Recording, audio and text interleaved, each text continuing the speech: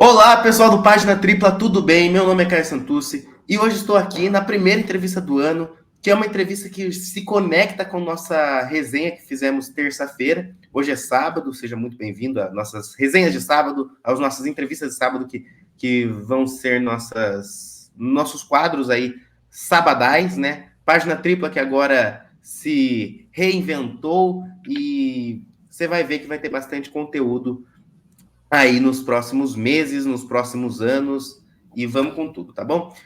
Antes de mais nada, lembrar vocês de se inscreverem no canal e ativarem o sininho caso ainda não estejam inscritos, darem o like no vídeo, porque ajuda bastante a gente.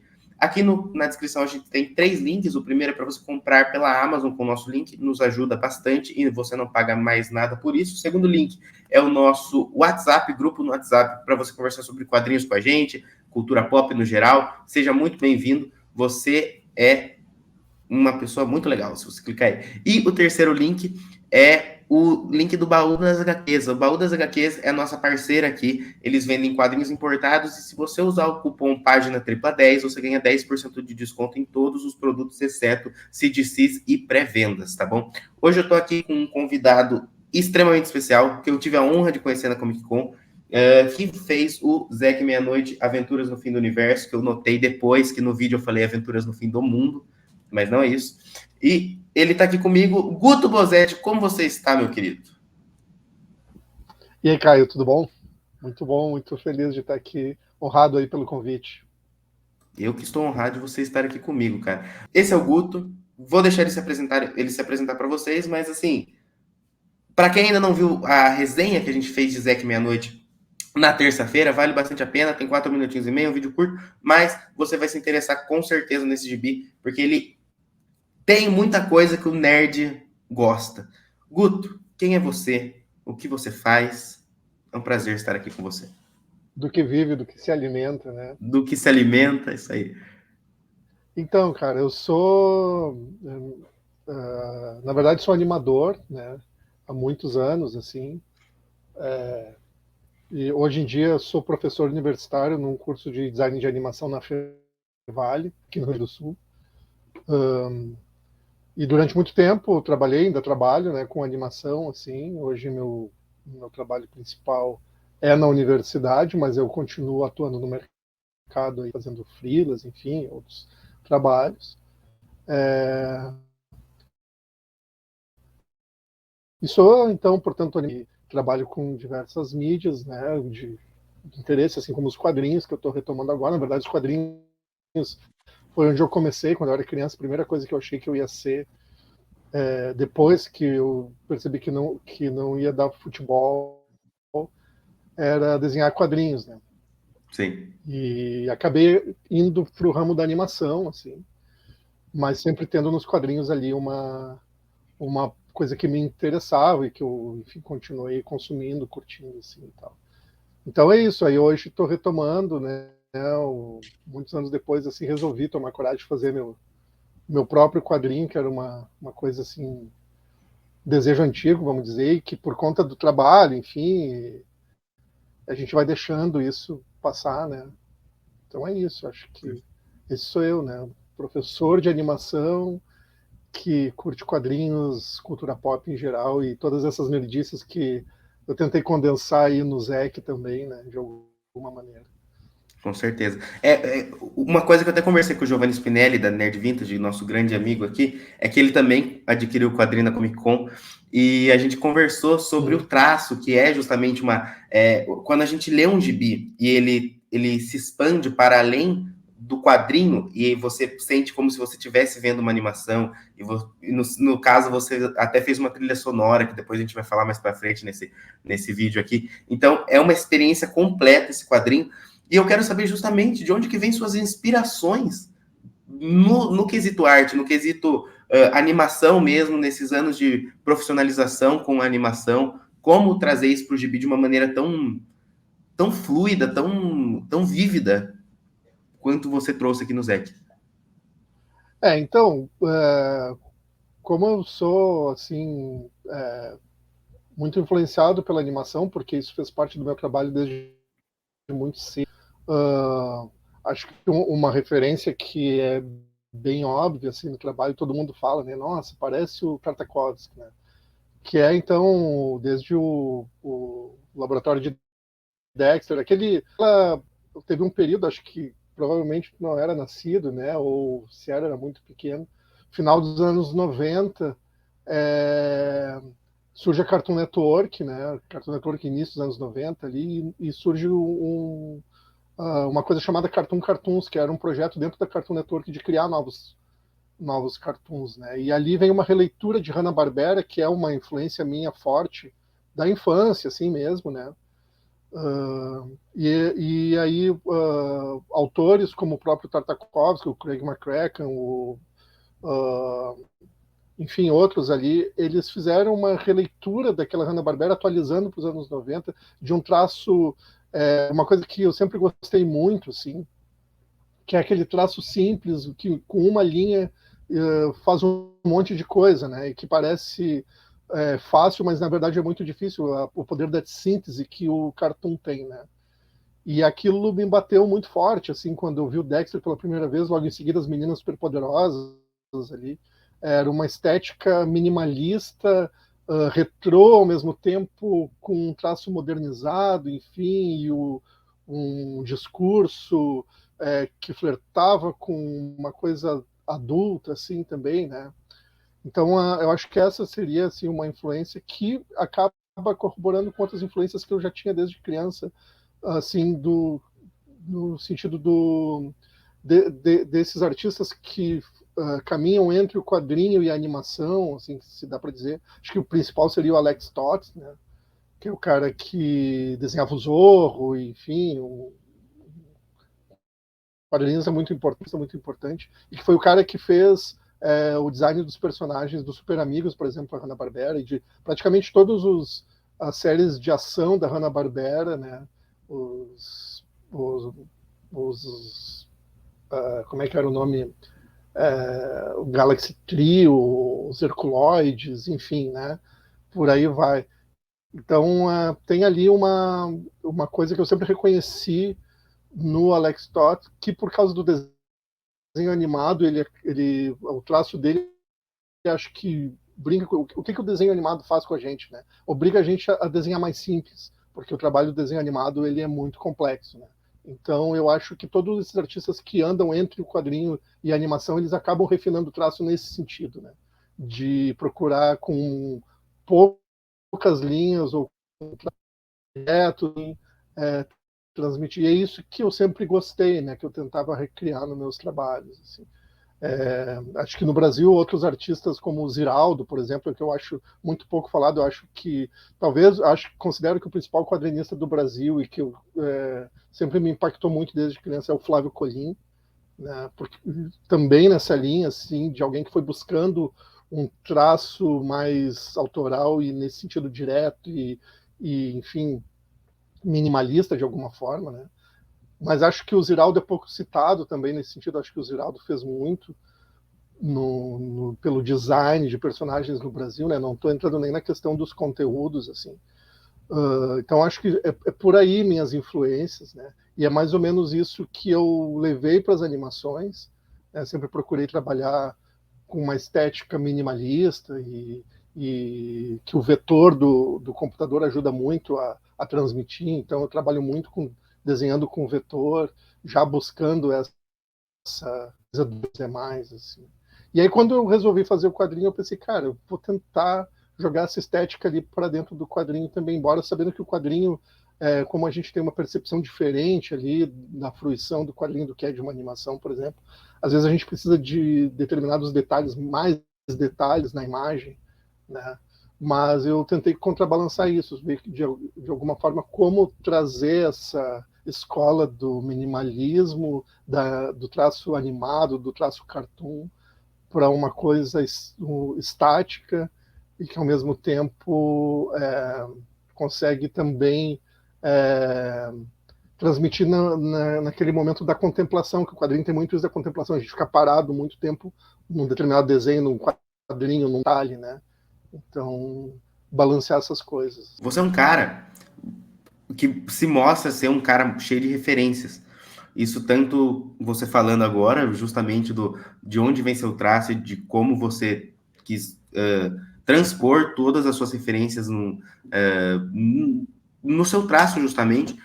E a gente lendo o Zeke, a gente vê também que você tem bastante referência, porque o próprio nome das espadas, né? Então, tem essas pequenas coisinhas que vão mostrando e colocando diversas referências em um lugar só. Aqui, eu até falei no vídeo que eu senti muito uma pegada de Star Wars, junto com, de alguma forma, um faroeste. E eu não sei se era necessariamente a intenção, mas ele como forasteiro no bar e a galera aparece. Claro que o Star Wars ele tem um pouco do faroeste, já normalmente. Mas aqui tem algo a mais. Eu achei bastante divertido a forma como você conseguiu pôr aqui. Nesse sentido, como que foi isso para você conseguir unir suas referências para de fato colocar e fazer uma história que flui bem, isso no primeiro quadrinho, e agora que você está trabalhando nas continuações, você sente essa dificuldade ainda de fazer isso, ou é uma coisa natural?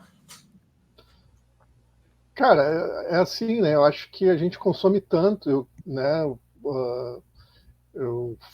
Comecei a ser nerd, vamos dizer assim, no início dos anos 80 ali, né? Eu sou dos anos 70, eu nasci em 76, então início dos anos 80 foi quando eu comecei a colecionar quadrinhos e a gente vai absorvendo toda essa cultura do quadrinho, vai para o cinema, do cinema volta, vai para a música, enfim. Então, claro que a gente vai absorvendo todas essas influências. E Star Wars, obviamente, né, é o principal, não vou dizer, mas assim, é um conteúdo geek assim que está no imaginário de todo mundo, principalmente de alguém que, como eu, vivi na época. Assim, eu fui ver, eu acho que pelo menos o Retorno de Jedi eu vi no cinema, assim, no lançamento na época, sabe? Então, é, é uma coisa que eu vivi muito desde sempre, assim. E então, o que acontece, né? Eu acho que todo nerd que curte esse tipo de universo, é, a gente gostaria de ter o seu próprio universo, né? Ou de colocar os seus próprios personagens. Essas coisas acabam moldando assim as nossas ideias. Eu acho muito assim, uma das influências, estava falando ali do Laboratório de Dexter, Meninas Poderosas.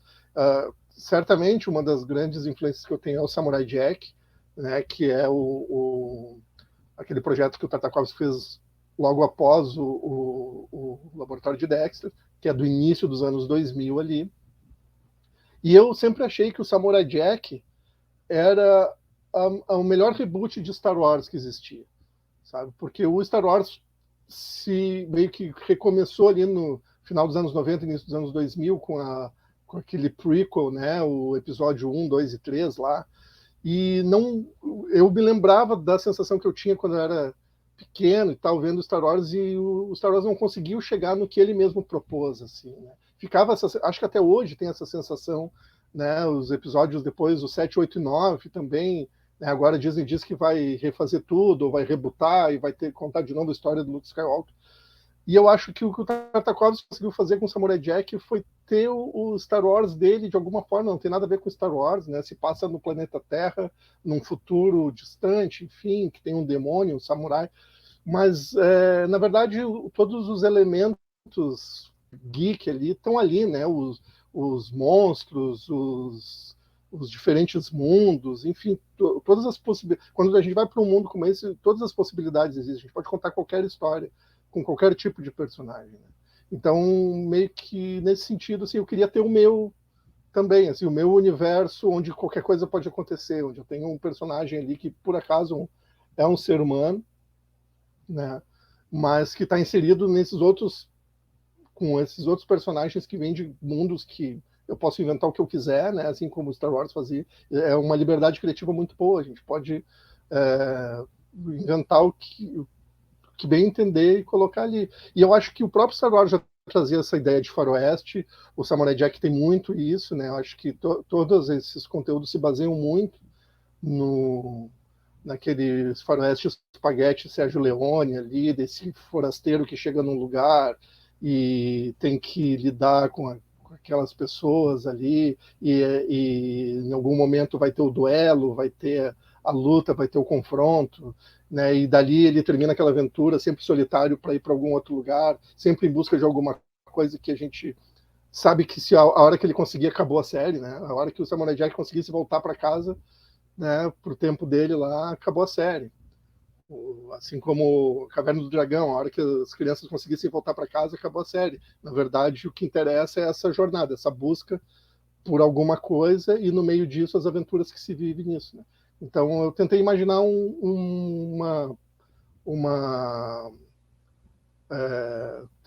criar uma ideia onde eu pudesse só expandir, assim, eu não precisasse me limitar a nada, né? Então, quanto menos eu explico, né, como aconteceu as coisas, eu digo o que aconteceu, mas como aconteceu eu não preciso explicar, e eu vou deixando em aberto, assim, para poder. Claro que eu tenho uma ideia, né, de como as coisas se conectam, mas quanto mais aberto eu deixo, mais fácil é de brincar e de criar situações novas e tal.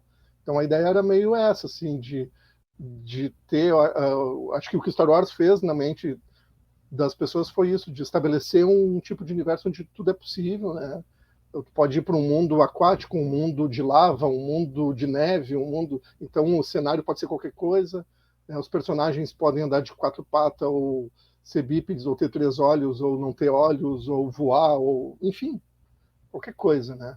Então, e aí fica legal para a gente começar a colocar então nossas referências, né? Fazendo homenagens ou, enfim, brincando com os elementos da cultura pop que a gente gosta, com elementos narrativos que a gente considera que são bacanas, né? A minha intenção com isso é me divertir, né? Muito mais do que tentar fazer um quadrinho que as pessoas gostam de ler, eu me divertir, ter o meu ambiente Star Wars, meu próprio Star Wars ali, onde eu possa brincar, ter meus personagens e inventar o que eu quiser com eles. Perfeito. Eu acho interessante isso justamente porque eu gostei muito dos três Star Wars também. Quando eu assisti só o 4, 5 e o 6, porque meu tio tinha os DVDs e falou assim: ó, você vai assistir só o 4, 5 e o 6, porque sim. Eu falei, não, mas ele falou, não discuta comigo. Eu falei, tá bom. E eu fui assistir muito posteriormente o 1, 2 e o 3, e também com uma mentalidade já que, tipo, realmente não fazia sentido mais, porque é uma coisa. E hoje em dia, são poucos os conteúdos de Star Wars que se salvam, né? Se a gente for analisar mesmo, o que saiu de bom é uma coisa ou outra.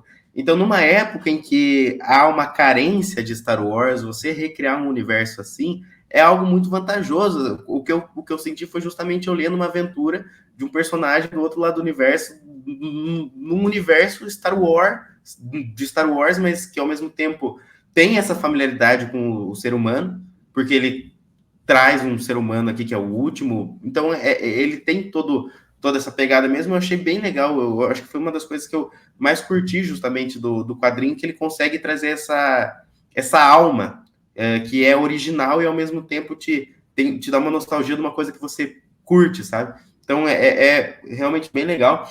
E, como eu já tinha mencionado antes no, no nosso papo aqui, junto com isso, você transcendeu a barreira do quadrinho para fazer a trilha sonora, que está disponível em diversos aplicativos de áudio, enfim, e também você lançou em VHS lá na CCXP.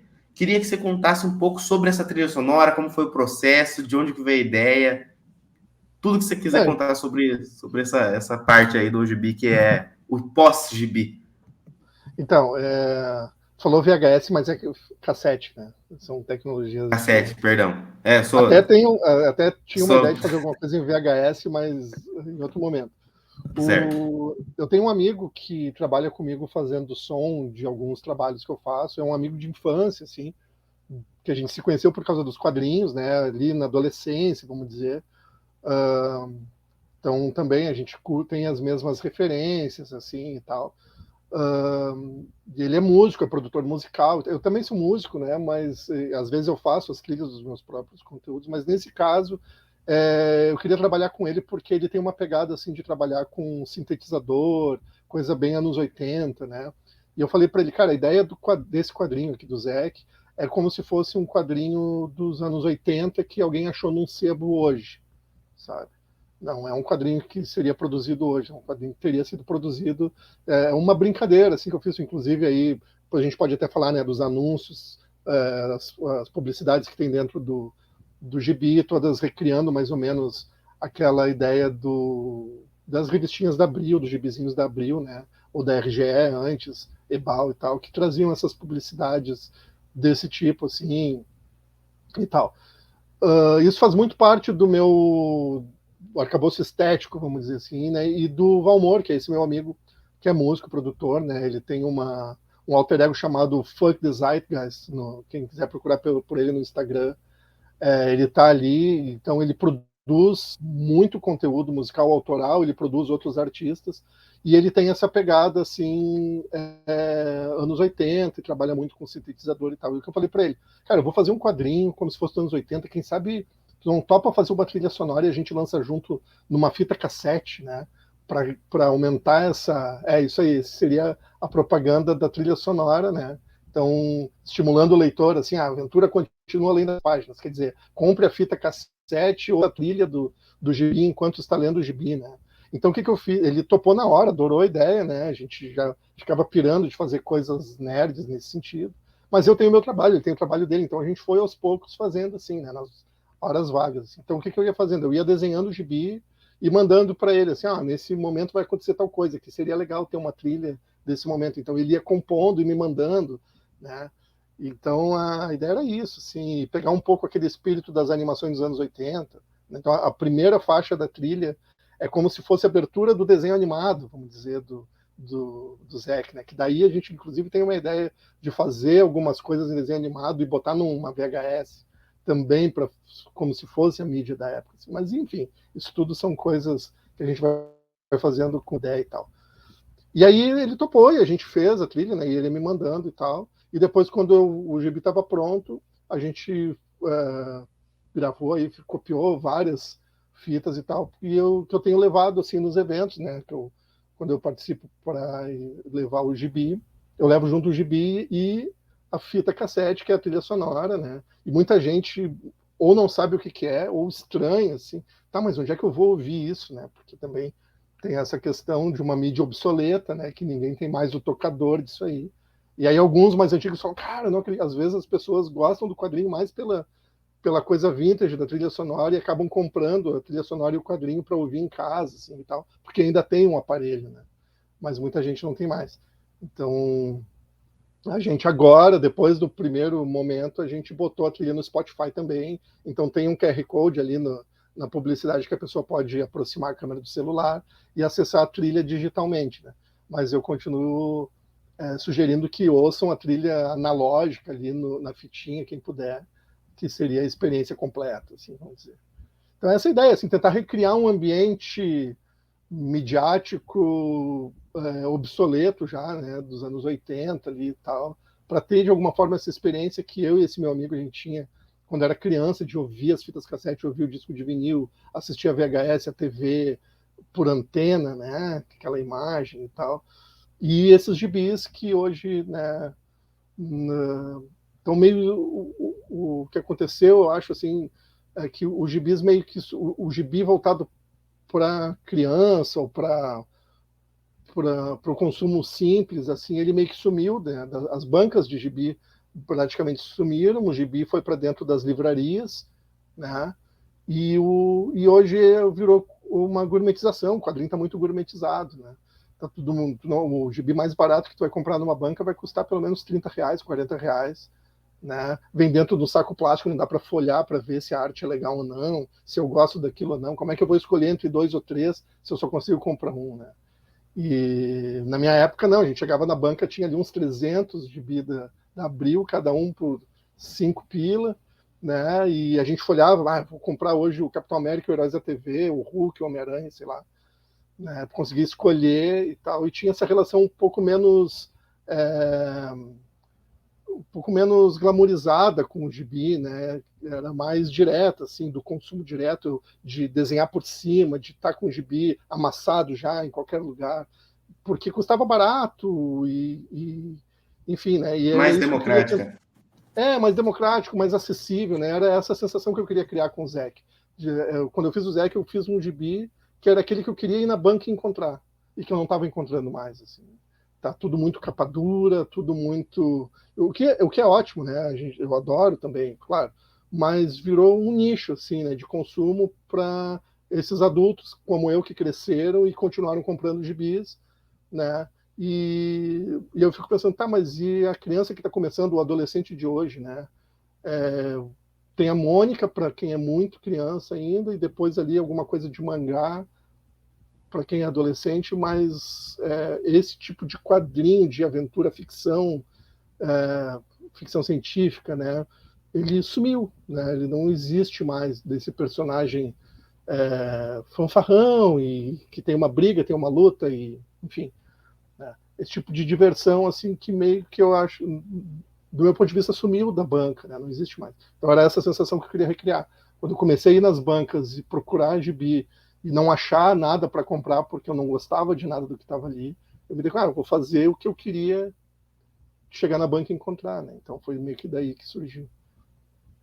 É exatamente isso, cara. A gente, aqui eu moro numa cidade, eu moro em Sorocaba, né, que é uma cidade grande aqui de São Paulo, mas tem uma banca que eu frequentava bastante, que é uma das melhores da cidade, e eu ia lá, comprava gibi, e fazia tempo que eu não ia lá, eu fui acho que agora em dezembro, e o que tinha era Batman e Fortnite, sabe?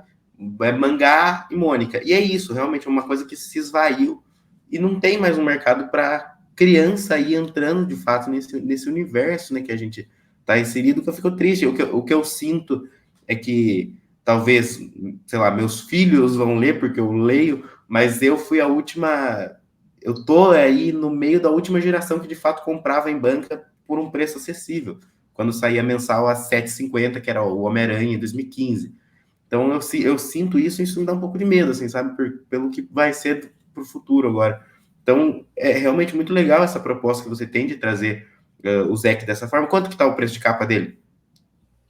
Cara, eu vendo ele nos eventos a R$ 20. R$ 20, perfeito. É isso, cara. A ideia Bom, era vender por menos, assim. Eu acabo uhum, fazendo porque eu faço uma tiragem muito pequena, então sim, eu não tenho lucro nenhum, né? Eu vendo ele pelo preço quase de custo, assim, de que eu custo, com tenho certeza. para fazer. A minha ideia até era fazer mais barato. Eu quero ver se as próximas edições eu consigo fazer assim a R$ 9,90. A ideia é essa, Uhum. sabe? Não, mas É, pode crer, é isso.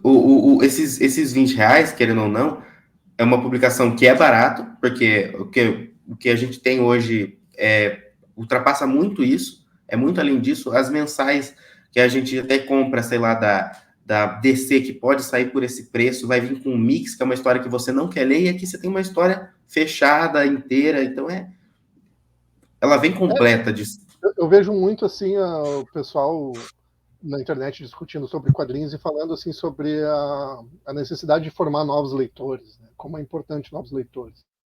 Mas eu fico pensando, cara, como é que vai formar novos leitores se a pessoa chega na banca e o quadrinho mais barato é R$ 29,90, 39,90, sabe? O que é bacana já custa 80, R$ 90.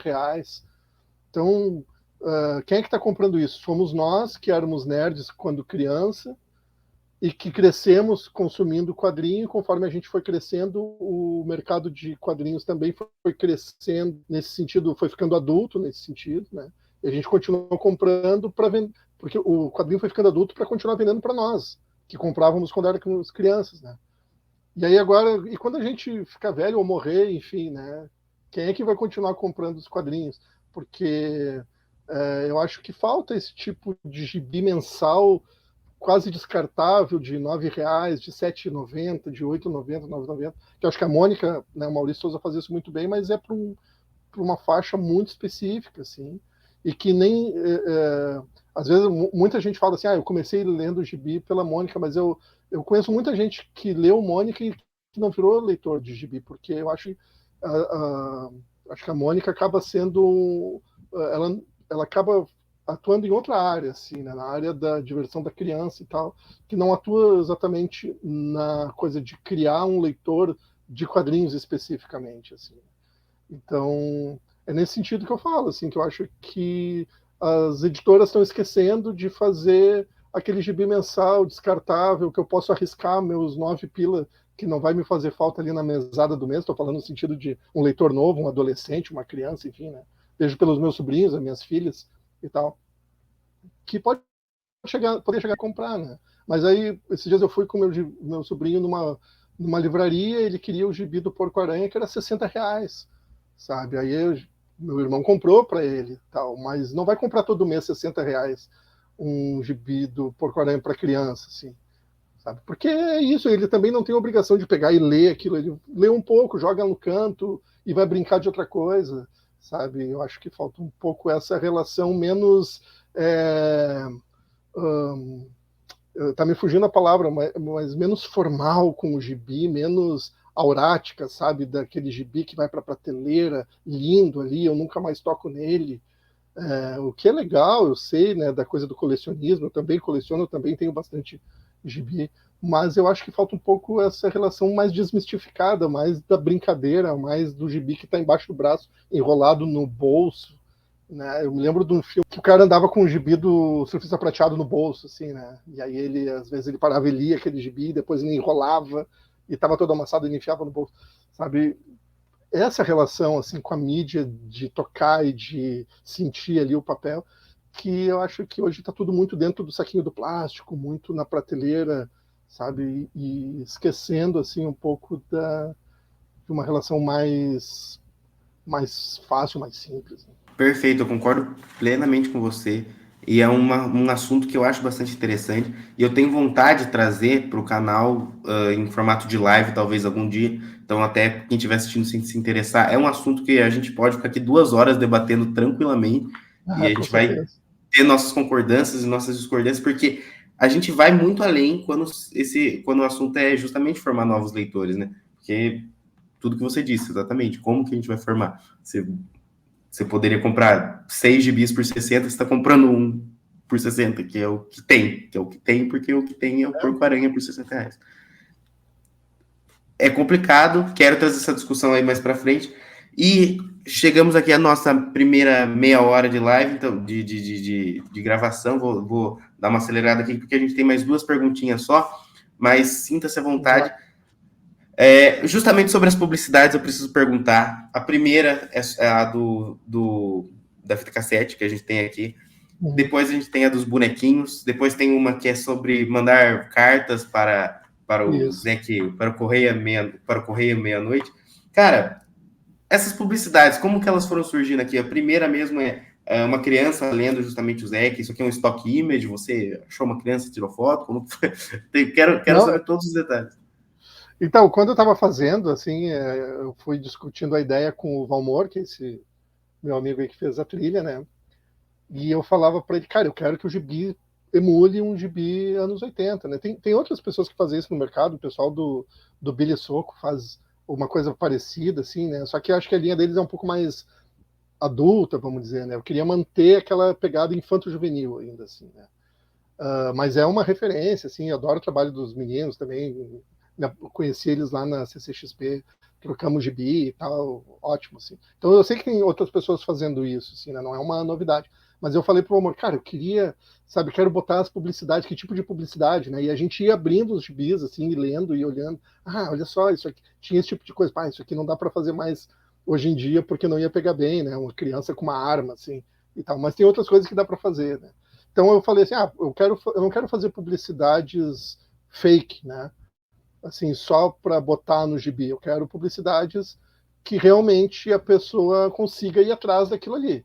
Então, se eu vou fazer a primeira de cara é a da trilha sonora, já que a gente bolou fazer uma trilha sonora, vamos fazer uma página aqui de publicidade apresentando essa trilha sonora e convidando o leitor a comprar a trilha sonora, ouvir a trilha sonora enquanto assiste o gibi. Então, o menino que está ali na foto é o Benício, é meu sobrinho, é filho do meu irmão, né? Então eu liguei para o meu irmão e falei, cara, será que o Benício topava fazer isso? Ah, ia adorar. Então, aí eu fiz um mock-up do gibi, né? Imprimi só a capa ali, levei para lá, e aí fiz algumas fotos dele. E aí tem um outro amigo que foi quem fez o design dessas publicidades, né? Que é o Pedro Perurena, que é um outro amigo nosso ali do mesmo grupo, assim, e tal. Então eu ia mandando as fotos para ele, falando, cara, eu quero isso assim. Aí fizemos uma foto separada da fita cassete, aí pegamos num stock image o gravadorzinho ali, o tocador, né? Botamos ali também. Aí mandei para ele, ele montou e tal, e ele ia me mandando, eu ia aprovando e tal. Então a gente foi meio que fazendo assim desse jeito. Né? Os bonecos são da minha esposa, né? Minha esposa faz esses bonecos de feltro e tal, então ligados à cultura pop ou não, né? Então às vezes ela tem encomendas, me faz uma Wandinha, me faz um Mandalorian, né? E até quando eu lancei o gibi foi num evento chamado Comic Con RS, que é uma Comic Con que acontece aqui no Rio Grande do Sul, né? E aí a minha esposa foi junto, e ela tinha, do lado da minha banquinha com os gibis, ela tinha a banquinha dela com os bonequinhos. E aí eu falei para ela, faz um bonequinho do Zek, então, e eu vou fazer a propaganda dos bonequinhos do Zek. Então também quem quiser comprar o bonequinho, né, tem ali a chance. E a coisa do correio, que era o super tradicional nos gibis de antigamente, que era isso, né? A gente comprava o gibi, aí tinha ali um endereço para onde você podia mandar uma carta, e aí, dependendo lá, aquela carta podia ser publicada na seção de correio, quem respondia era ou o personagem ele respondendo, ou alguém que se intitulava, né, sei lá, o responsável ali pelo correio e tal. E aí tu podia, inclusive, mandar teus desenhos, né? Uma vez eu tive um desenho meu publicado no gibi do Homem-Aranha, fiz um desenho do Duende Macabro e tal. E aí foi publicado, então tinha essas... Eu tô esperando, até falei para alguns amigos, assim, os caras brincavam comigo, tá, mas vai ter o número 2. Eu falei, cara, só vai ter o número 2 se vocês me mandarem cartas, para eu poder publicar na sessão de cartas, né? Então tô até hoje esperando aí receber, porque o endereço que tá ali é o endereço da minha casa mesmo, né? Então, eu tô esperando receber cartas com desenhos aí e tal, quem quiser desenhar o Zé, que me mandar, tô super esperando, vai aparecer no próximo gibi, vou selecionar os mais legais e vou botar nessa sessão. E aí, por fim, tinha ali um espaço, né, que isso foi o Valmor que me lembrou, uma coisa legal que tinha era a ficha do personagem, né, e um desenho do personagem com a descrição, a força do personagem, as características. Cara, beleza, vamos fazer isso então também. Então a ideia é que cada revista tenha uma ficha de um personagem diferente e tal, para tentar emular esse ambiente, vamos dizer, do estético aí que os quadrinhos tinham nos anos 80, que eu achava muito legal e tal. Mais ou menos por aí, assim. Perfeito, cara. Eu achei maravilhoso, já falei um monte aqui, mas para mim esse papo tá me dando vontade de ler de novo, porque realmente é extremamente divertido. E agora, para finalizar, o que todo mundo quer saber, quem leu e quem não leu, e você já deu um pequeno spoiler aí, mas qual que é o futuro? Qual que é o futuro do nosso querido aventureiro Zek Meia-Noite? Então, quando eu fiz, né, o Zek, a minha proposta era assim, eu vou fazer um gibi e deu, né? Qual era a minha relação com os quadrinhos, né? Quando criança, já falei isso, né? Minha vontade era, acho que a primeira coisa que eu pensei que eu ia ser era ser quadrinista. Assim, eu queria trabalhar com história em quadrinhos, assim. Né? Quer dizer, acho que a primeira coisa era jogador de futebol, né? Já mencionei isso também, mas isso rapidamente eu descobri que eu não ia ser. E aí eu gostava de quadrinhos, gostava de desenhar e tal. Então isso durante muito tempo, assim, até boa parte da adolescência, o início da vida adulta, um pouquinho antes da vida adulta, assim, eu ainda queria muito trabalhar com quadrinhos, mas eu sempre achei uma coisa muito difícil, né? Não só por uma questão de mercado, que no Brasil, nessa época lá, e já falando de anos 90, assim, ainda era muito fechado, né, para quadrinistas nacionais e tal. Não sabia por onde começar, não tinha acesso à informação. A gente no Rio Grande do Sul está muito longe, São Paulo e Rio, que é onde as principais coisas aconteciam nesse sentido. E eu achava, além de tudo, assim, sempre achei quadrinho uma coisa muito difícil de fazer. Né? Quando eu fui para a animação, eu me descobri, assim, por essa coisa do traço simples. Foi um momento em que o computador estava entrando na linha de produção dos desenhos, assim, então eu de cara fui aprendendo softwares e aprendendo uma forma de animar nos softwares que me garantiu que eu conseguia trabalhar com aquilo, tal. E eu acabei indo para esse lado da animação, né? E fiquei durante muito tempo pensando assim, um dia eu queria fazer meu quadrinho. Alguns amigos me cobravam assim, cara, tem que fazer quadrinho, tem que fazer quadrinho. Eu falava, cara, eu faço uma coisa muito mais fácil que vocês, que é animação. Quadrinho é um troço muito difícil. E tal. Então, quando eu fui fazer o Zek, porque eu tenho muitos amigos quadrinistas, né? A cena aqui no Rio Grande do Sul ela é muito forte. Assim. Então, muitos quadrinistas que são importantes hoje no Brasil, até no mundo, fazem parte assim do meu círculo de amigos, desde a infância ou adolescência e tal. Então, eu vi muito de perto esses caras crescendo e virando artistas importantes, né? E eles dizendo para mim, cara, tem que fazer quadrinhos e tal. Eu sempre refutei, assim, sempre achei, eu acho isso aí muito difícil. Então, quando eu fiz o Zec, finalmente chegando nessa parte, eu falei, eu vou fazer um só, para tirar da minha frente esse desejo. Assim. Eu não vou morrer sem ter feito meu próprio quadrinho. Então, eu fiquei 6 meses fazendo, na verdade, esse gibi que tem 20 e poucas páginas, assim, né? Porque eu fiz no meu tempo livre, e eu ia discutindo com o Valmor, assim, questões da trilha, e aí ele ia dando sugestões do que botar dentro do gibi, eu ia dando outras sugestões do que botar na trilha, e a gente foi fazendo aos poucos, e botei como meta esse evento que era a Comic Con RS, que ia acontecer em julho aqui em Porto Alegre, né? E então eu comecei em dezembro, assim, levei uma mesa de desenho para a praia e fui desenhando, assim. E quando terminei, falei, cara, beleza, consegui fazer, nem acredito, mas consegui fazer um negócio que há anos eu sonho em fazer, que é o meu próprio gibi. Fiz deixei em aberto ali, mas assim, me preocupei em fechar aquela história ali, né? De alguma maneira. Então é um cara que está no bar tomando uma cerveja, chegam uns caras para encher o saco dele, e aí aproveito para contar toda uma outra história enquanto a briga está rolando ali e tal, para estabelecer o universo onde ele está, colocar alguns personagens que eu possa ou não explorar para o futuro. E fecho a história ali, tem o gibi, tem a trilha sonora, e isso me garante que eu posso frequentar os eventos, levar o gibi. Isso para mim foi ótimo. Assim. Então a ideia era essa, ter esse gibi pronto, e agora eu vou voltar para a minha vida aqui, dar minhas aulas e fazer os meus outros projetos, porque não tem como, né? Só que o que aconteceu foi que realmente, assim, uma vez que o gibi começou a circular, a reação das pessoas, né, e principalmente ter a oportunidade de ter participado ali na CCXP, conhecer vocês, conhecer tanta gente, pessoas que eu já conhecia, reencontrar, mas dessa vez eu estar indo lá como artista de quadrinhos também, entregar meu gibi na mão dessas pessoas que normalmente eu só ia lá pegar o gibi deles, assim, né? E aí as pessoas que eu já conheço de tempos falando, cara, finalmente teu gibi, nem acredito, assim. Isso, cara, me mordeu, o bichinho me mordeu, né? Então, azar, decidi, sim, vamos continuar a saga do Zek, né? Já, inclusive, eu botei na internet uma imagem do que vai ser a capa do segundo gibi, já dando uma continuidade de um spoiler que estava dado lá no final do primeiro, né? Criando ali os personagens dos Alien Ninjas, agora ele vai enfrentar esses personagens e tal. E é por aí, eu vou inventando os personagens, em cima dos personagens vou criando a história, né? Eu tenho uma linha da história que eu quero traçar, eu sei como ela acaba, eu sei por onde ela passa, mas nesse meio é aquilo, né? Como é um universo aberto, onde eu posso botar o que eu quiser, aí eu vou, na verdade, privilegiando as coisas que eu gostaria de ver no gibi. Quero desenhar um monstro alienígena que é um ninja, então eu vou criar, nesse momento da história, eu vou enfiar isso.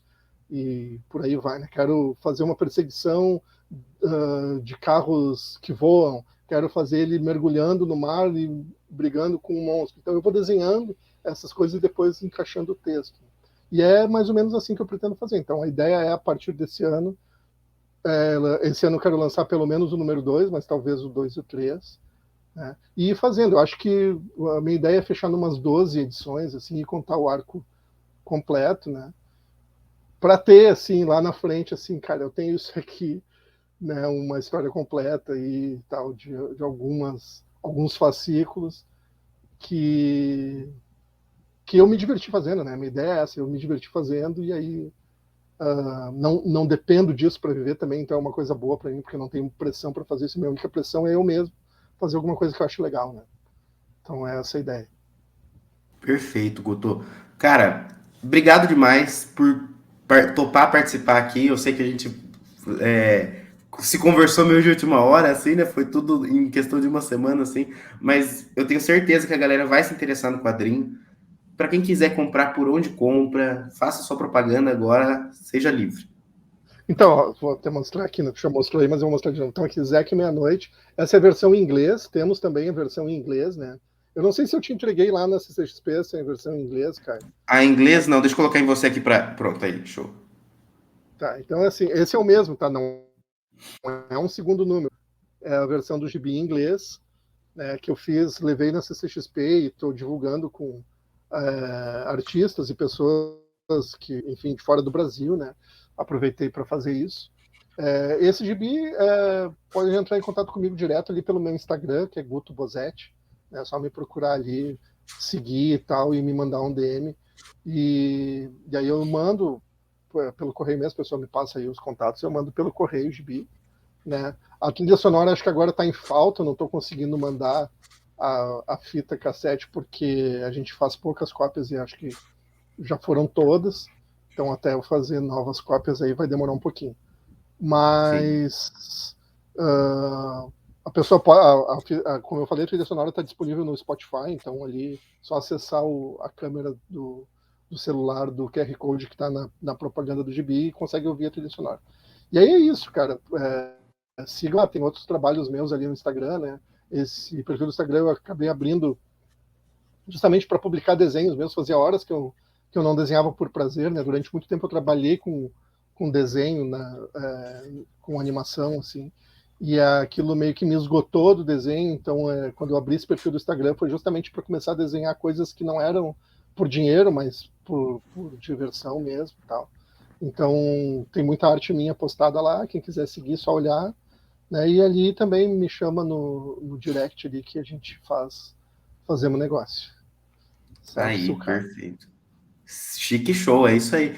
E Guto, cara, qualquer novidade que você tiver sobre o quadrinho, a gente vai republicar, claro. E a gente quer você aqui de novo para falar do número 2 e para falar do número 3 e até esgotar o seu saldo de ideias para Zeke Meia-Noite. Seja muito bem-vindo. Beleza, cara. Eu agradeço aí o convite, assim, foi muito legal, né? Conhecer vocês que são muito mais jovens do que eu, né? Primeiro o Giovanni veio falar comigo, né? Depois tu veio ali falar também, assim, e aí já falando das referências, falei, cara, de onde que esses caras conhecem, assim, né? São muito jovens para saber essas coisas, assim, mas é legal, assim, né? O Giovanni falou assim, cara, eu sou da Nerd Vintage, eu falei, porra, eu conheço vocês ali da internet, assim, né?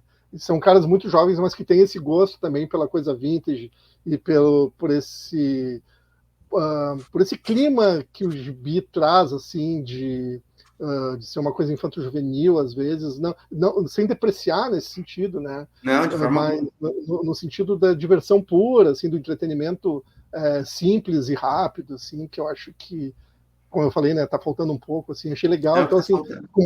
ficou muito legal de ter conhecido vocês, assim, fico honrado aí pelo convite para participar do canal e tal, e fico à disposição, cara, a hora que vocês quiserem me chamar, só falar que eu tô por aí, enfim, assim que eu tiver novidades também eu vou te mandando ali, a gente vai se falando Por por favor. WhatsApp, Com e é isso certeza. aí.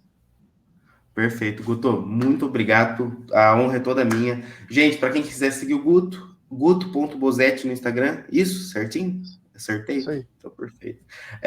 Lembrando vocês de se inscreverem no canal caso ainda não sejam inscritos. Temos vídeos aqui toda terça, quinta e sábado, e às vezes vai ter live também, tá bom? Beijão. Fiquem com Deus aí e fechamos nossa primeira semana de vídeos aqui no Página Tripla. Agora vamos aí até o infinito e além, tá bom? Falou, Falou, gente. Até Caio, mais. valeu, cara, obrigado. Valeu, Guto.